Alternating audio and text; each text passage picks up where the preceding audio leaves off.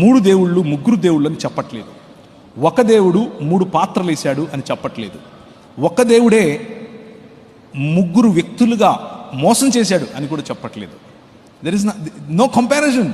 మనం చెబుతున్నది చాలా క్లియర్గా, ముగ్గురు వ్యక్తులుగా ఉనికిలో ఉన్న ఒక్క దేవుడు.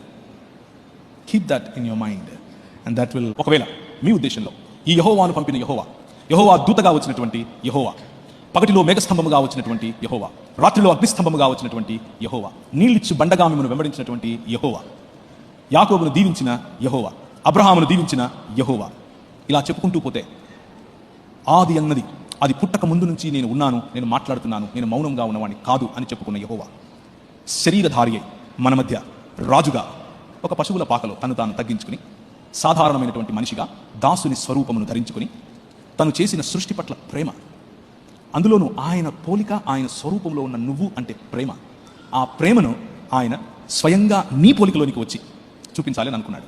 God so loved this world. ఈ ప్రపంచాన్ని ఆయన అంతగా ప్రేమిస్తున్నాడు. అంతగా ప్రేమిస్తున్న దేవుడు తన కుమారుణ్ణి, ఆది అన్నది పుట్టక ముందు నుంచి ఉన్న కుమారుణ్ణి, తనకు తోడుగా ఉన్న వాక్యమైన కుమారుణ్ణి, దేవుడైన వాక్యమైన తన కుమారుణ్ణి పంపించాడు. పరిశుద్ధాత్ముడు ఆయనను ఇప్పుడు నీకు పరిచయం చేస్తున్నాడు. He is introducing this king to you. Give your heart to this king. ఈయన నీ గురించి ఏం అడగట్లేదు.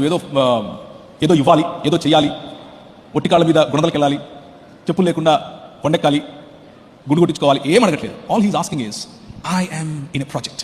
నేను ఒక ప్రాజెక్ట్లో ఉన్నాను. And that project is making all humans one. ఒక్క విశ్వ మానవ సమాజాన్ని సృష్టిస్తున్నాను, నూతన సృష్టిగా చేస్తున్నాను.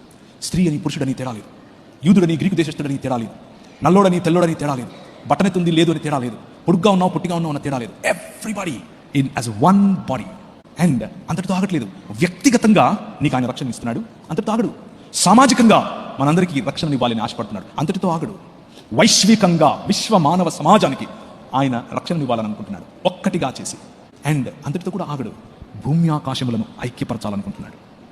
ఆ ప్రాజెక్టులోనికి, అంత విశాలమైన దర్శనంలోనికి is inviting you. Can you be my associate? Can you be my co-worker? Can you be my friend? That's the vision that God wants to share.